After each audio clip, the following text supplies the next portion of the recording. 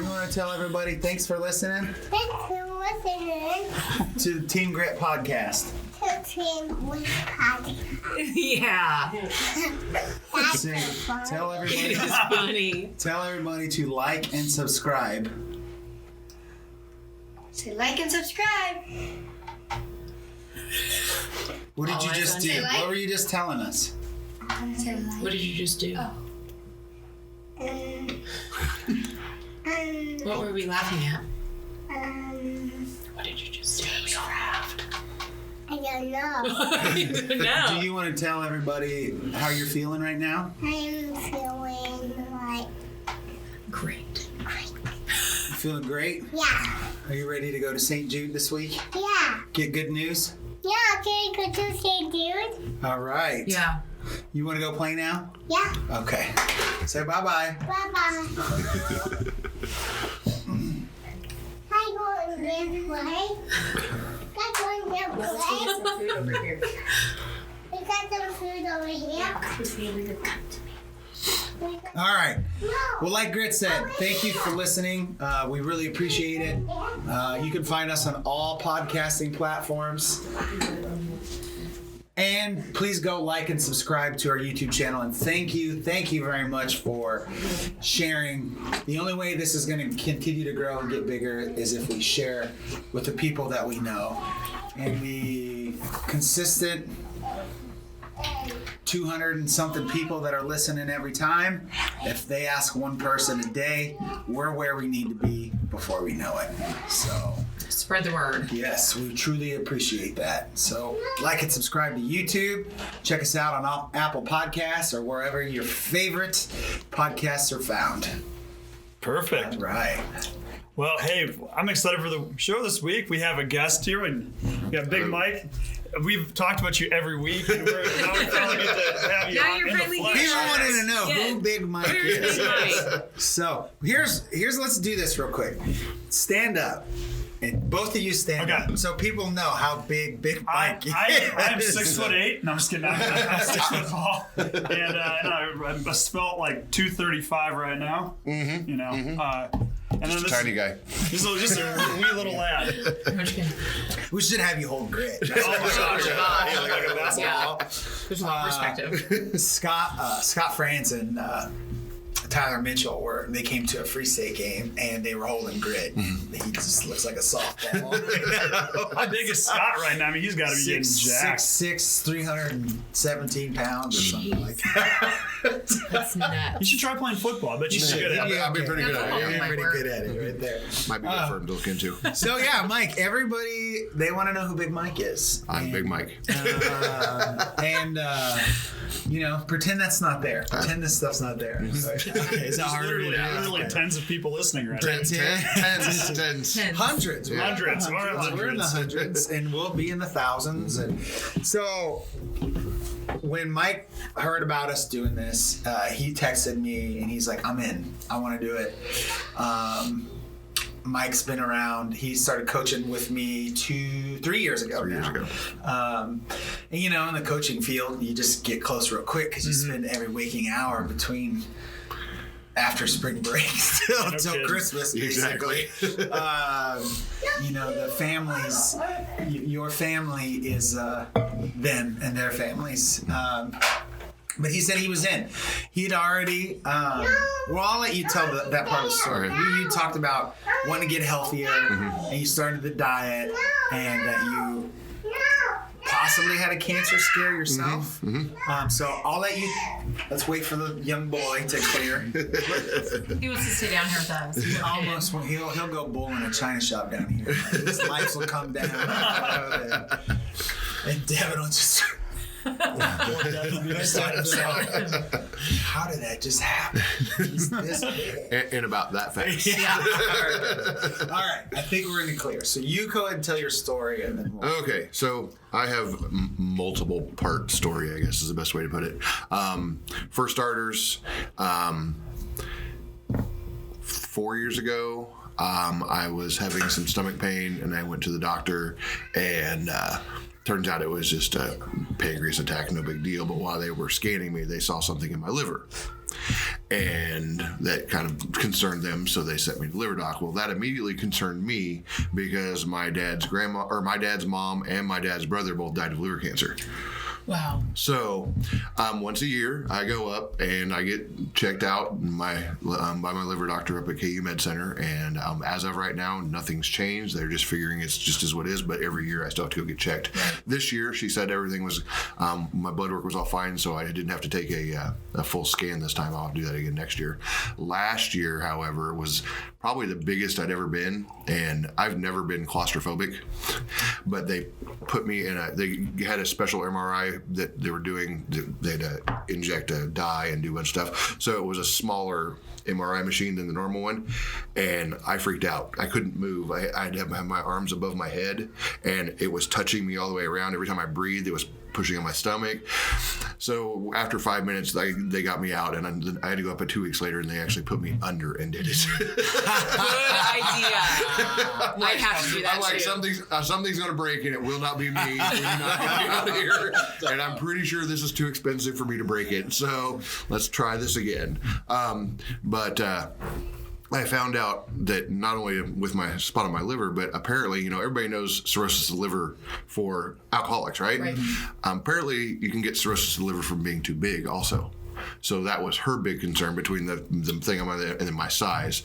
So when I went back this year, she walked in, looked at my paperwork, because I see her once a year. She's a very nice lady, but I see her once a year. So she's processing. She looks at the old one and she's like, 60 pounds? I'm like, yep. She's like, awesome, keep it up. I said, sweet. She was hoping that I would have lost like 30, what she told me last year, so I doubled that, so that's a good start. But that didn't happen. That didn't happen until July. In July, I wasn't feeling real good, and I noticed that my feet were swelling, and I couldn't figure out why, and I'm like, well, it's time to go to the doctor. Went to the doctor, he goes, I can tell you exactly what it is, took my blood, and I was officially diabetic. I had been pre-diabetic for at least 10 years. The first year of that, I was a little scared. After that, it was just, okay, I'm pre, whatever. So that was a reality check, and since then, I have almost completely, I have my moments because I'm human, but completely adjusted my diet. I think since July, I've had 3 actual orders of French fries.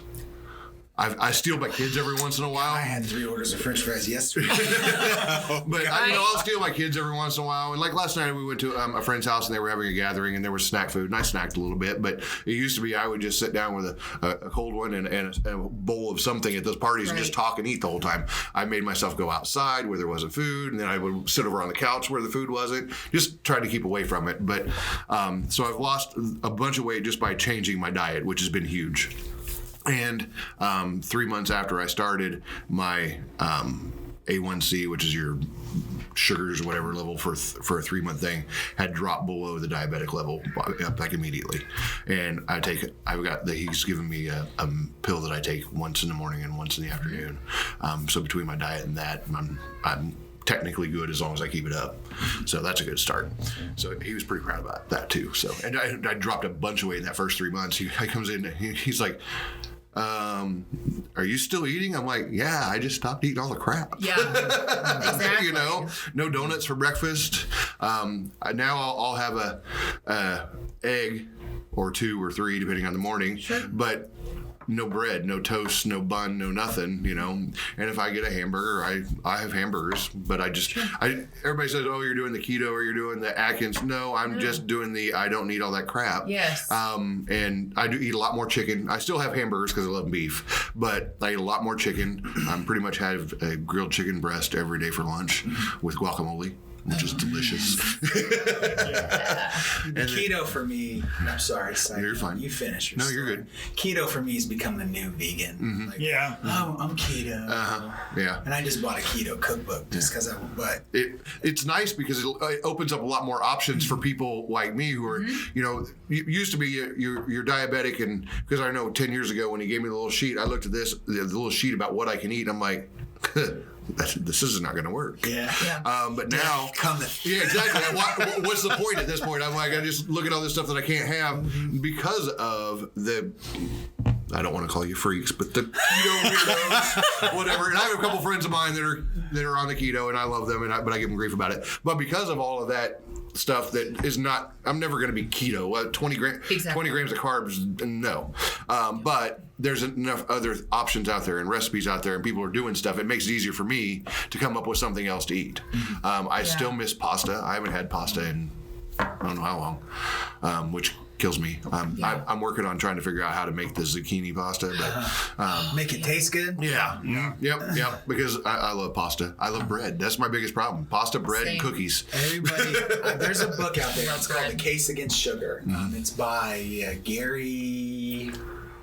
I don't know. I probably should run out there and get it. So Gary Taubes. And basically, the book, as you read it, it talks about sugar being in everything, and food, and then as the processed food movement came, they found other ways to make sugar. So they're making sugar out of corn and beets, beet sugar, different stuff like that. And basically, the gist of the book basically says if we treated the sugar industry like a drug cartel and said sugar is responsible for more deaths and health issues than any of the drug cartels combined in the entire world. So you're talking about you've got all the drug cartels in Mexico and Central America, including the Colombian cartels and stuff. They've killed more people. The sugar industry's killed more people than the drug industry. And like you were saying, the vegan and the keto people, I agree. They're pretty much unbearable. But for people, it's true though. And they are. It's just like if it ruins the whole dinner. Like, oh, we can't go there. Yeah. Wait, throw the tortilla away. Just eat the meat. Yep. Have a Coke and a smile. No, but for me, it's like, but I get it because it's a simple rule, like always or never. People can handle that. You can wrap because it doesn't take any self-control. I mean, it takes self-control, but like you just can't eat sugar. You can't eat meat. You just cut it out. That's a hard and fast rule. It takes all this, your discretion out of it. You follow it. So I get it if you're weak-minded, but like you said, just cut the crap and be human. Yeah. That's easy too. You're doing exactly what I think everybody should like focus on. There's the keto diet. You're changing your lifestyle. Right. Exactly. Like, It's just Way maybe better the keto lifestyle. No, I'm not saying keto. I'm just saying. Now we're picking on keto. Every single diet. No, I think the keto thing has been great for me. It has. I can't do it, but that keto movement, whatever you want to call it, has been awesome because it's made more things available to me. You find the recipe, whatever. Yeah, but you're not going to follow that every single day. Exactly. Because it's called a lifestyle. Yeah. There's a couple of baseball coaches, good friends. It's funny, they're like, well, I can't have that. I'm keto. I'm keto. And that's why we're picking on them. Yeah. It's much harder to cultivate a personality, I think. Oh man. So when Ella read, no, she is sometimes because that's what we all cook. And then Laura or Ella will say, well, I made keto for you. And I'm like, just don't start crossfitting, whatever you do. Then I can hang out. Hey, one of our biggest supporters is a CrossFitter. I know, Matt, right? No, Matt's not a CrossFitter. He does some CrossFit. He does some CrossFit. Jayhawk Chris. He's an okay CrossFit. No, he's awesome. It's Retired Navy. The rest of you people that drive me nuts with your kipping pull-ups. What are those? Are those the when you flop her like a fish out of water and like you're Are you hating because you can't do it? Oh, I can do real pull-ups. Like dead weight, pull up, strength, power. So we have been invited to go over there and work out with them a couple times. The CrossFitter? Yeah. Oh man, I can't do it. You gotta do it. Do I have to wear These are our supporters inviting us. No, we can wear whatever. We'll go do it. Make sure you have your long spandex pants on. Yeah. My Lululemons on underneath my gym shorts. It's no day, dude. It's good stuff. That's just for Nolan. It's for Nolan and his Lululemons, yeah. Okay. All right, Mike. Okay. Okay, Mike. So back to my story. So that all was happening starting in July, and then the weight started coming off, but I knew basically a lot of people, and I've done this before too, you realize you need to lose weight, so you change your diet, you start working out, you start running, you do all these things, then within a month you're burnt out because you're completely changed everything, and you stop doing all of it. Yeah. So I decided to start with my diet. And then once I got kind of that under control, and like I said, I'm not perfect, but I do much better at it, and I'm happy with where I'm at. I needed to take the next step. Well, that was about the same time you were starting this, and I'm like, well, that sounds like a perfect next step. I'm big. really big. At the time, I was 450 pounds in July. I am now approximately 385, 390, and hopefully dropping. We'll see how it goes. I don't get on the scale very often because there aren't that many scales that weigh me. So it's kind of nice. I don't have to judge myself by the scale. I just, when I put my clothes on and they're all baggy, I'm happy. Yep. I totally agree. I love that. Yeah. But so that was about the same time we were trying that, and I'm like, I've never been a runner. If you saw me running, there was probably something really bad happening, and you all should run too. That was my explanation for running. But it's been good for me because I've had 3 knee surgeries. I probably should have a 4th, but I'm kind of need one and I've got arthritis in my knees. I've got arthritis in my hips. Eventually, my doctors have already said that someday I'm probably going to have all that replaced. Between my size and all of that, the bigger I got, the more I hurt, the less I wanted to do.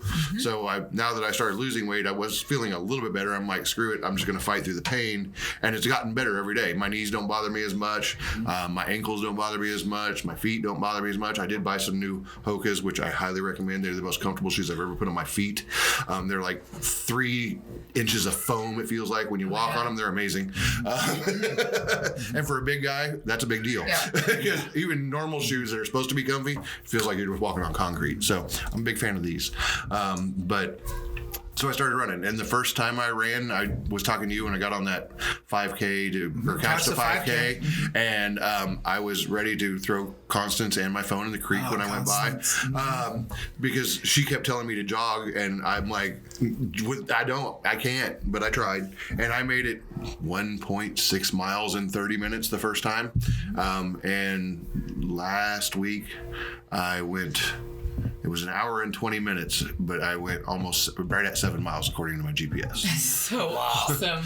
So now this last week, I didn't get a whole lot of anything done because life takes over. That's the other problem. You know, when I teach, I've got 2 little kids. My kids are all involved in stuff. I coach track. My wife works, so I have to work around all that. I absolutely hate the treadmill. Because if I'm running outside, if I speed up or slow down, it doesn't affect me. If I'm on the treadmill and I slow down, I'm falling off, and it freaks me out. So I do the elliptical, but then I'm just, It's funny because I always thought that before, if I'm going to do anything, I want to be in the gym. I don't want to run. That just seems dumb. I'm not going to go outside. But now that I'm out doing it, I would much rather do that than be inside. So between the weather and, I just hate the gym. It's been a little bit in track because normally I get done with school and then I have a time to work out or go run or whatever before I have to pick up the kids. Well, track started, and so that time is now gone, so I have to adjust how I'm going to do it, and it's going to have to be in the mornings. But I have to go very early so that I can get back home, get ready, help get the kids ready, get them to school, and then get to work. So basically it's about your bedtime. Yeah. So I'm working on readjusting that. I am doing the Shamrock Shuffle this Saturday. Oh, so yep, that'll be my fun. first. I'm doing the 5. Yep, I'm doing the 5. That'll be my first official race or whatever you want to call it. Run. Now, when I say run, let's be honest. It's a lumbering. Okay, it's a dunk, dunk, dunk, dunk. And my feet move faster than a walk. I'm sure there are people that walk faster than I run, but I don't care. It's fast for me, and so that's what I'm doing. Was funny, you texted me a couple weeks ago, and you're like, "Well, I think I can just run 10K now." And I was like, "Nah, just run the 5K, so you can check it off your list and say that you did it." Yep. So I'm hoping, Mike, that we'll be back from Memphis at that point. Good news. Yes. And we'll be waiting for you at the finish line. It'd be awesome. So I'm looking forward to it. It's gonna be fun. Yeah, I never thought I would say I run love it. and fun. I know, right? That happens. I love it because we, in our group chat where we kind of discuss ideas and stuff,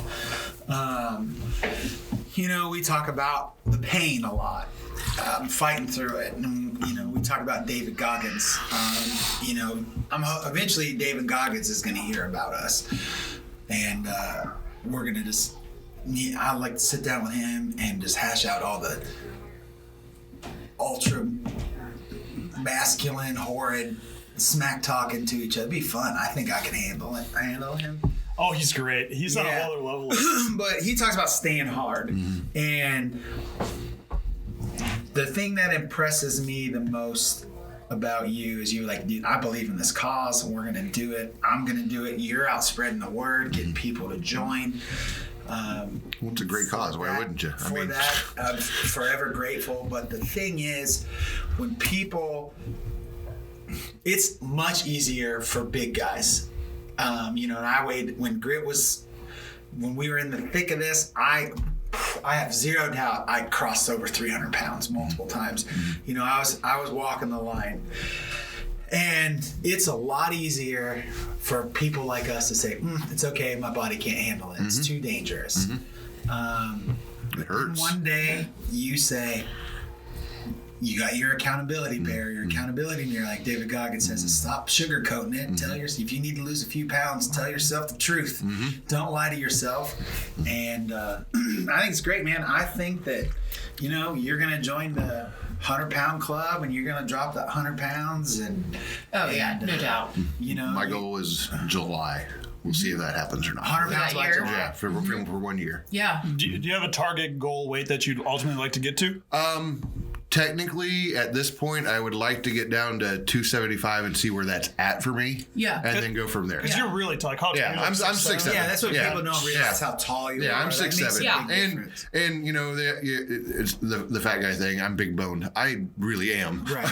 I'm not a Right. small guy. Yeah, Period. you got a massive skull. Yeah, I mean, I have really big hands, and I can't get around my wrist, and there's no fat on my wrist. I'm just that big. Yeah. So, You're built like a... Wow. and I've always been told I have like long, lanky, jeez. so you know, I'm not gonna be the stereotypical 200-pound thin guy. That's not gonna happen. Yeah. But I figure if I hit 275, I've been there before a long time ago. I kind of have an idea where that's at. I was physically a lot different then because I was in my 20s the last time I was that small. But so I have an idea where that will put me, and then I'll kind of adjust from there. I'm probably going to need to eventually go a little bit less than that, but that's kind of where I want to hit and then figure out from there. So I was pretty stoked the first time I went to the doctor and it said 399. I'm like, yes, I broke the 400. I'm never going back. Right. It's a great. So it's funny because I know how big I am. And for me, I'm still real big because until let's see, 9 years ago, I had 2 knee surgeries back to back, and that's where I ballooned. So, and at that point I was 315, 320, but I was active. You know, I was just a big guy, but I was active. I did everything. I rode my bike. I used to ride my bike to work when I lived in Colorado. It was 20 miles. I ride my bike to work. I stopped doing that at 11 o'clock at night on the way home when I blew out a tire 1.5 miles from work and had to walk my bike the other 18. Didn't get home till 2 o'clock in the morning. I had to stop riding my bike to work, but I just rode it other places after that. But when I had the 2 knee surgeries, I ended up tearing up both of my knees and had 2 knee surgeries back to back, and that's when I ballooned up. So, you know, yes, I was 450 pounds, and I was bad, but I see people now that saw me, you know, haven't seen me too much since then, and they're like, oh, you look great, whatever. I'm like, yeah, but I'm still, they're like, you're half the size you used to be. I'm like, no, I wish. But, and I like the compliments because at least I know other people are noticing, but I'm still a big dude and I'm working on that. So, you know, most people think, oh, you're 390. You know, if you say somebody hears 390, oh, he's huge. But knowing that I was 450, 390 is not that big anymore. Well, I know. I just like it. I like the fact that you're out doing it and you're putting it on social media and you're spreading the word. Yeah. Because, like we talk about on the podcast every week, I'm sure you've heard it. I personally am sick of the people in society, young people, adults that talk about, oh, I'm about to do something. I'm about to blow up. Y'all just can't see me. It's your favorite. Oh, it's true. I see it on Twitter. I've seen it too. Yeah, I was watching your podcast the other day, and I just started laughing when I heard that because I had just seen it. Can't see me. That's why I got John Cena on my running playlist. It comes on, and I'm just like, yeah. I know some got a professional wrestling song, but I love that. Can't see me. It's listening to that Goggins book though, like it's oh you're listening to it? Oh, it's great. I'm getting to the part where he's just starting to do the ultras and stuff, but like you've got to be your own hero, and if you're waiting for the show everybody else you're about to blow up, you're playing the wrong game. Like it's about you. If you've got, that's so much harder to look in your own reflection. Huh? You want to say something? No, I'm just trying to listen to you. I gotta do that for myself. It's like you want to blow up so other people can see it, but you can't even look at your own reflection because you have to admit that you're a failure, that you're not good enough. Like you tell yourself you're about to blow up. That's the only person that it shouldn't matter to. That's so, I don't know. You're a hammer. Uh-oh. There's some... Did he break anything? No, but he threw it at the table. It was a timeout. Grit's in trouble right now. If you're here, Timeout you can for hear. You can hear those screams. He's fine. He's just in timeout. He's in timeout. So yeah, The timeout scream. I'm okay with just start doing it. Stop talking about it. Yep. I don't have time. I'm too busy to listen to you talk about. People are busy. Like I said, this last week I didn't get anything accomplished because I was so busy. But I also understand that, and it makes me uncomfortable that I didn't get as much done as I wanted to. And next week I'm just going to be as busy, but now I've got to figure out a different way to do it. And every day is a struggle. Period. Yeah. And it's not just a struggle to go out and run. It's a struggle to make time to go out and run and do everything else or watch what I'm eating. It's just life's a struggle, Very few of us can do whatever we want, whenever we want, and not have to worry about anything. Yeah, it's good, and Goggins and Jocko, they talk about it all the time. Like, if you want something bad enough, you're going to lose sleep. You're going to have to get up early. Either way, you're going to have to sacrifice something. And if you don't do it, it should bother you. Yeah. Like, it's going to haunt you that you didn't get that done today. Yep. And that's, once you get to that point, you're close. That's what it, Let's take a quick break, refresh your coffee, and come back and do some more. Or are we ending the show? No. We're going to go 30 more minutes. Okay, let's take a break and come back in a couple. Good morning. Good morning. Nolan, you seem like you've got some energy today. What's cooking? I'm just dealing with Life. prepubescent cell phone issues. So Cheers to that. the cell phone is not entering puberty yet? Oh, wait, no. The cell phone's not entered in puberty. No, it's not. So Ella has a cell phone. She's 11. Let's catch everybody up here. We're trying to set limits on it. She doesn't like it, and it's turned into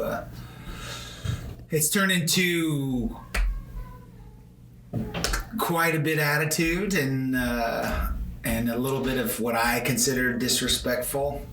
And a bunch of people are here right now, and so I just took the phone back to her dad's house where it came from. Dropped it off there. When did she get this? So she's 11. She's had it for She came how long? home when she came home from. Remember the year that Laura and Grit lived in Memphis? Yep. That year she came back home with a brand new iPhone XR. And it's been an issue pretty much ever since.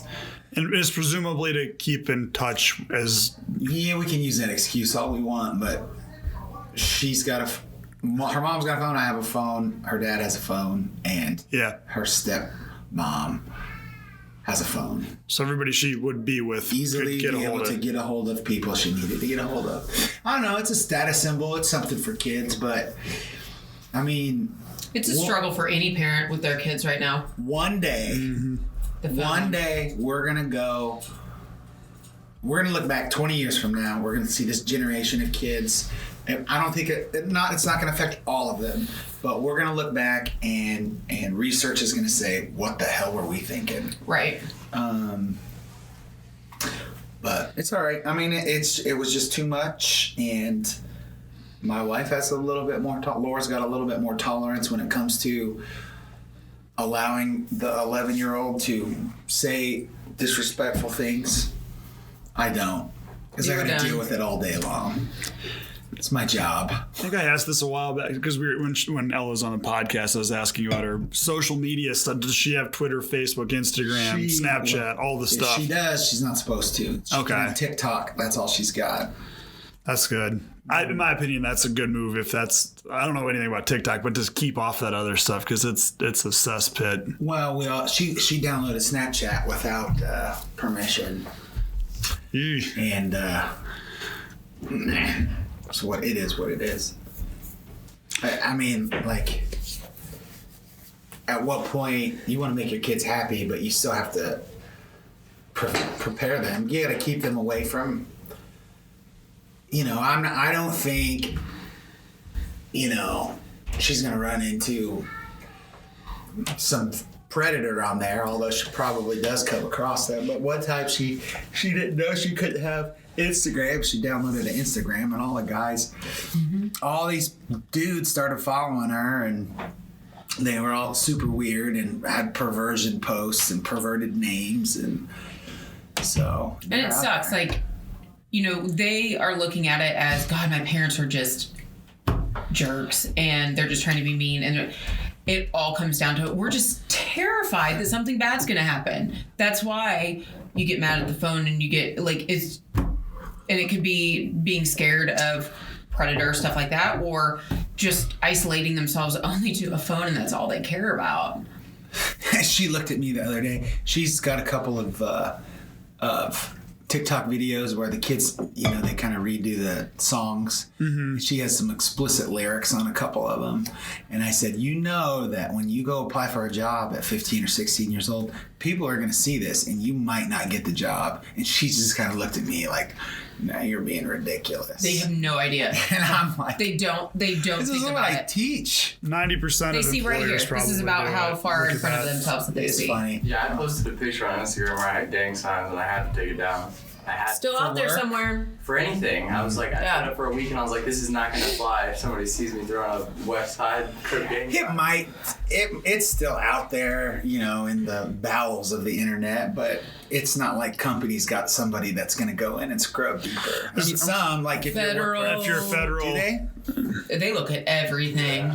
My buddy Everything. Corey, who's a Fed, and he's got some high level clearances just because of what he does for a job. We He has just- zero social media. Yeah. We just got, we had to go, just this last couple of weeks, we had to go through, I've been there 15 years, and we've had to go through fingerprinting and All background over. checks all over again. And, let's just be thankful that there were no cell phones and social media when I was in college. I'm just going to be thankful for that. well, at some point we're gonna live in a world Well, where nobody's there capable of was. They were jobs. just real blurry, and the picture was like really, really small.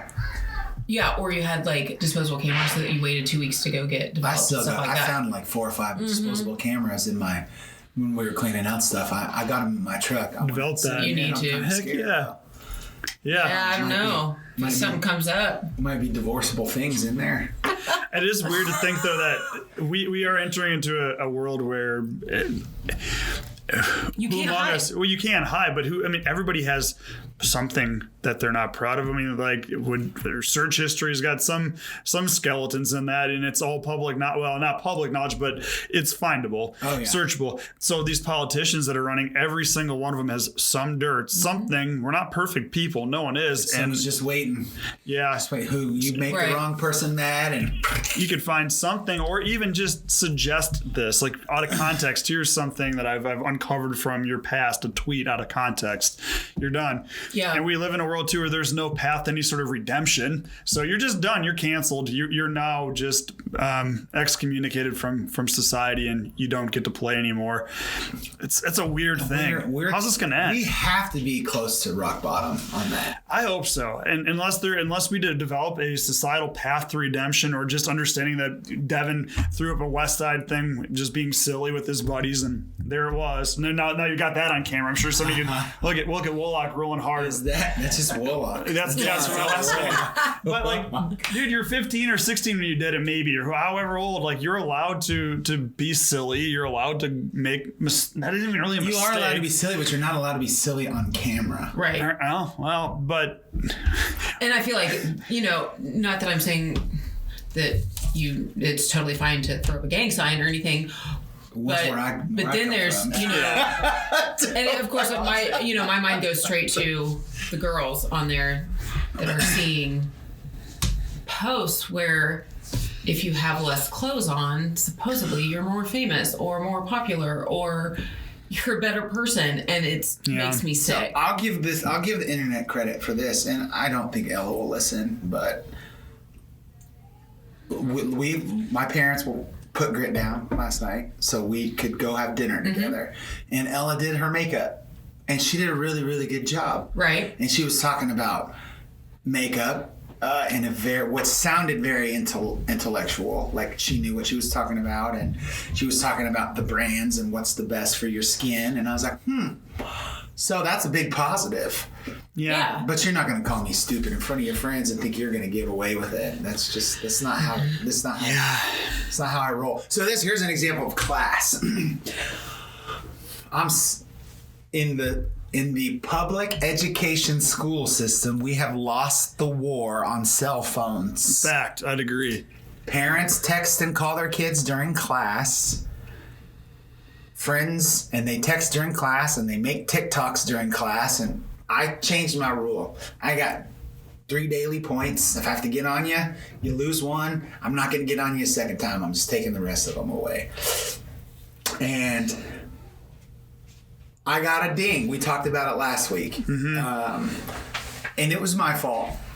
The ding was my fault. I didn't have the group doing something, although we had done something before they came in and after they came in. But the 3 minutes they were there, we were in transition. But anyway, I told my kids, like, listen, this is a co-taught class, and when I'm done teaching what we have, you need to work on other stuff. I don't want to give you work just to give you work, because kids hate that, right? Yes. Yeah. It's like the worst. It's the dumbest thing, right? It has no effect on my life. So I'm like, when an adult walks in the room and they see a bunch of you staring at your phones, it looks bad on the adult that's controlling the room. So I tested them multiple times. I just walked in the room and nobody popped their head up and stuff. And I even told them about the dangers of it. Like, you always need to be aware and blah, blah, blah. Anyway, she's one of my favorite kids this semester. Totally hates school. I think she likes being in my class. She's got me twice a day. I have good conversations with her. She's in one of my career classes, even my human services, public services class. She's cutie. I hope I can say that without getting in trouble. Well, and she's like, "Look, I'm going to go to college. I'm going to be a bartender, and then I want to be a stay-at-home wife." And I'm like, cool. I usually have I'm like, well, whatever I can do to help you get to that point. So I'm like, well, probably going to have to stop at bartender, because I really can't help. I can help you get a job as a waitress. Yeah. And then you can become a bartender, but you're a minor. I can't even talk to you about. But anyway, so she's one of my worst offenders. And I asked her, because she had makeup. She missed some days. She had some makeup work for me. I'm like, get it done. She's like, I'm almost done. I said, is almost done? Yeah, but I'm almost done. I'm like, no. Put your phone away. And there were other kids on their phones, and I was going to get to them. And she said, but there's other kids on their phones right now. And I said, everybody, there's a cell phone case on the wall. Everybody's phone goes in there. And she looked at me like, are you serious? I said, yep. Everybody's. So all 27 kids put their phones in there. Dun, dun, dun. And she was like, you're serious? And I'm like, she's sitting there holding it like, you're serious, aren't you? I'm like, I'm done. And if you want it to get worse and not just be for the next 20 minutes, you'll go put your phone over there. That's hilarious. And, like the kids say this all the time to me. They're like, we can't tell when you're being serious. Well, in that moment, they knew. Yeah. So, you'll know. I don't know where are we headed with this. These GD phones, man. I quit. Like, it's too that's not why I quit teaching, but you see what's coming from a mile away, where this is headed to, and it's only going to get worse unless it's awful. Something dramatic changes. Like, we just decide that, like, we find out that these phones give us brain cancer, but at that point I would still imagine that people are going to, like, it's worth the risk. Well, I don't need to live. Especially teenagers, they don't think that. Yeah, they will also say, well, I don't really need to live that long anyway. Yeah, it's true. You're starting to hear kids talk like that whole saying, they can't see past Friday night, is 100% true. They care about the things right in front of them, they can't see past it. They just can't. Well, at some point, it's this is where I've said having 15, 16-year-olds being the wise ones in our society that we're supposed to listen to, and like we're supposed to care about their opinions on life, politics, philosophy, all of it. No offense, Devin, but how about we decide we're 0 hour last semester, Nobody right? cares about what you have to say when you're 15 or 16. and why should we? You've done nothing. You don't even pay taxes. You've been wiping your ass for 12 years. That's it. You've mastered that for 12 years. I don't care who you want to vote for or what game you're playing on your phone. And I especially don't care if you want to tell me about like all the other important things in life. No offense if I'm offending any of our demographic right now, but here's the point. It's our fault as adults. Absolutely. We're not parenting. 100%. And you know what really Parents' frustrates faults me right too? Talk about 15 years ago. Actually now 20 years. I'm getting old. I was being told by these, hey, you know what? Your generation's going to go on to do stuff. We're that generation now. We're old. Let's start doing some stuff. Mm-hmm. Now we're past but you just keep kicking the can down the road to the next generation. At some point, like when do we get to have a turn and actually step up to the plate and take ownership for our own lives and say, hey, sit your butt down, put your phone away. We're going to do what I want to do for now. And we're going to learn today. We're going to do something. Mm-hmm. But we've decided that now we're just going to let kids tell us how we're going to run our classroom and our society and all that. It's nonsense. It's weird. I do think the way, and I know we've had this conversation dozens of times, and Devin has too, at school. He hadn't had it with us, but the way school is set up, we're set up to fail kids. 53 minutes or 9. How long's block? 105 minutes long? Too long. An hour and a half. Almost an hour and a half. They're more than an hour and a half now because of our new schedule. They're like 105 minutes. Perfect length for a movie, right? You just, That's 1 hour and 45 minutes. That's okay. I see not doing well in math right there. we're failing you. We're failing you. But then, he's got his videography class where he gets to do all this stuff. And that's a good opportunity. That's a great class. But I also had to work to that. When I was a freshman and a sophomore, I had to take the regular classes, and then I kind of proved myself to a point where I can do what I want. I can go talk to you for an hour and a half, or I can sit in the floor and watch Teenage Mutant Ninja Turtles, which is what I did on Friday. Well, and talk about our fault too, because you're saying we don't care about your political views or, as kids and stuff like that. It's our fault that we're not tuning in a little bit more to what are they passionate about? What is their thing? So that we can guide them to that. Yeah. Videography, stuff like that. Okay, we're seeing that is his passion. Let's get him on the path to set up to succeed in that instead of. I wish. That's right. But he's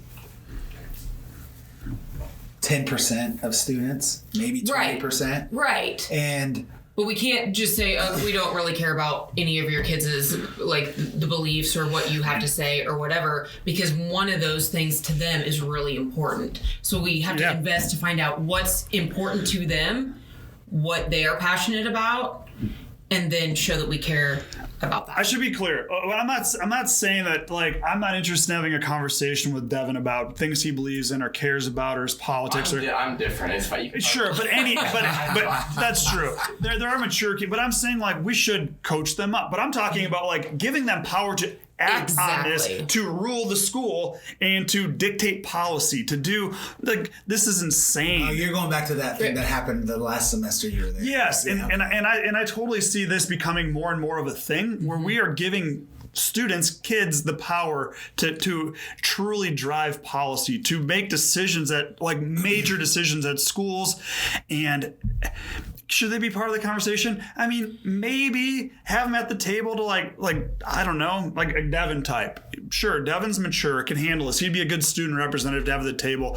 But a lot of kids don't like him because he says what he wants to say. Well, right. I think yes, we have to encourage our kids and allow our kids to have their opinion.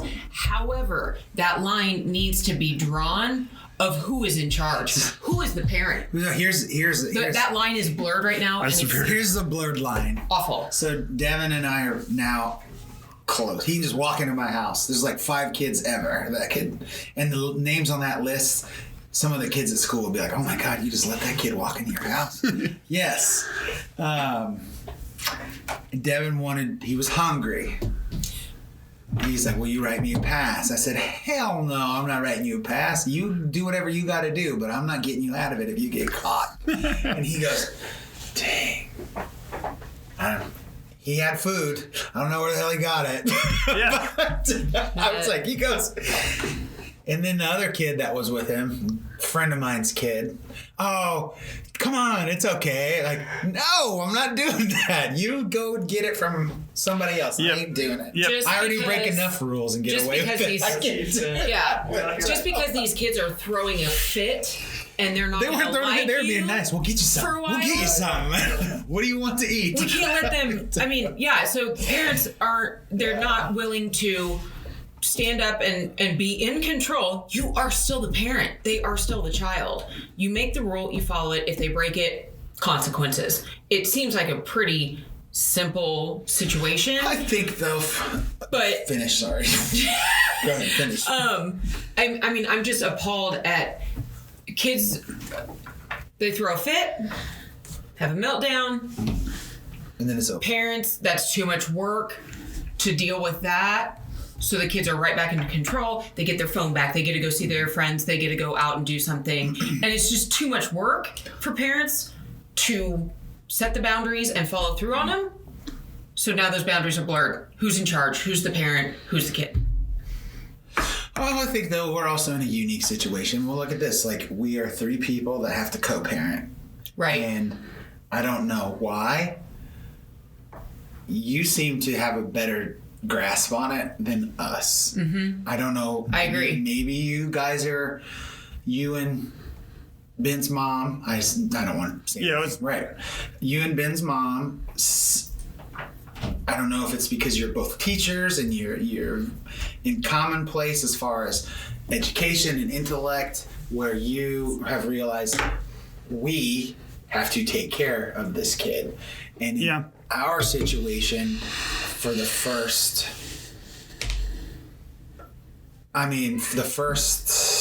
2 years, I had to deal with threats and, I had the police called, had to hire a lawyer because I had touched Ella inappropriately, and maybe this shouldn't be on the podcast, but I'm kind of fired up, so I don't really care. Child support hearings, and now it's getting better, but it's taken 6 years. Right. And I'm at a point with Ella's dad where I can have a conversation with him. We generally like each other. Right. Interestingly enough, we have a lot of we like sports. It's the dude thing, I guess. It's gotten better, but it's taken forever. How long you guys been married? 3 years? 3 years. 3 years. So you, hopefully, you're heading towards where we are. But I remember that. Yep. Yep. It was horrible. Well, and I my very, very simple. Again, I try to make everything simple and have a strategy. It is not about anybody but that child and what is best for that child. I don't care. You can hate me. You cannot agree on 99.9% of every single thing that I believe in or stand for. That's fine. That doesn't get me. It's about the child. I think, like, we get to a point as adults, like, we're not being intellectually honest with each other, because you cannot we're both from Kansas. We live in the same town. We kind of associate with the same people. So we are, if all of a sudden, like, this person's just way too different than me, it's like, I don't know if we're being intellectually honest, because roughly the same. You know what I'm saying? It's just like people are being defiant just because they want to make your life a living hell. And for some strange reason, the human mind will allow you to go there. They just get so vengeful, and it's a stressor. it's not fun. Well, I've heard that thing too. That the teachers say it a lot. Parents, we just want what's best for the kid, and I think that's true. But it gets us off the hook in a way because, well, are you assuming that other people don't want what's best? Everybody thinks they know what's best for that kid. Sure. So it ultimately does come back to the individual that thinks they know better than the other person what's best for that kid, and that's where the clash happens. The same thing again with school policy stuff. We want what's best for these students. Are we willing to make the hard decision and realize that some people are going to get left behind sometimes? Or like, how do we sort these apples? It's hard. So you ask like how to maybe find more success with it. I think the first step is realizing that more than likely everybody's going to say they want what's best for the kid, but they ultimately think they know better than you what's best for that kid. And if you start there and break it down, I think you can avoid some conflict and also to just figure out which battles are worth fighting. Well, it's hard. And I think I totally agree. And I think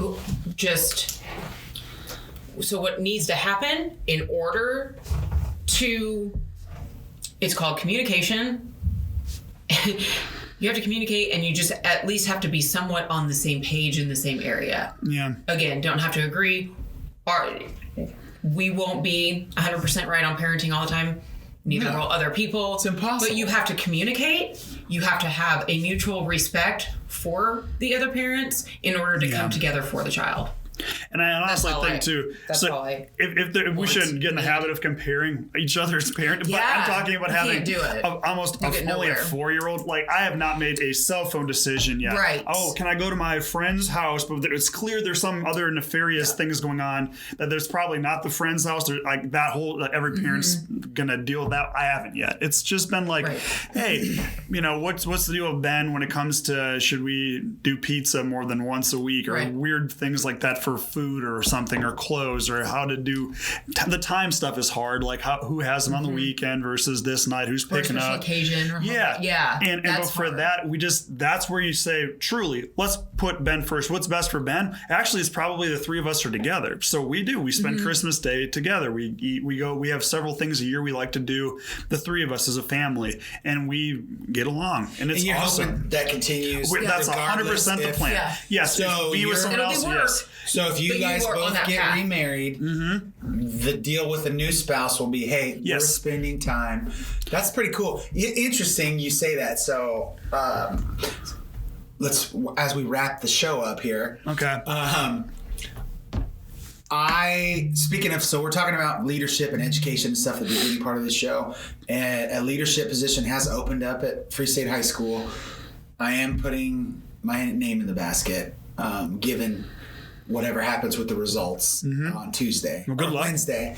If the results are good, I'll stay in. If they're not, I'll pull my name out of the hat. But so we're more worried about the good right now. But one of my references introduced me to somebody. He's like, you should use this guy as your reference today. Introduced me, and this guy's a former superintendent. He's like, this is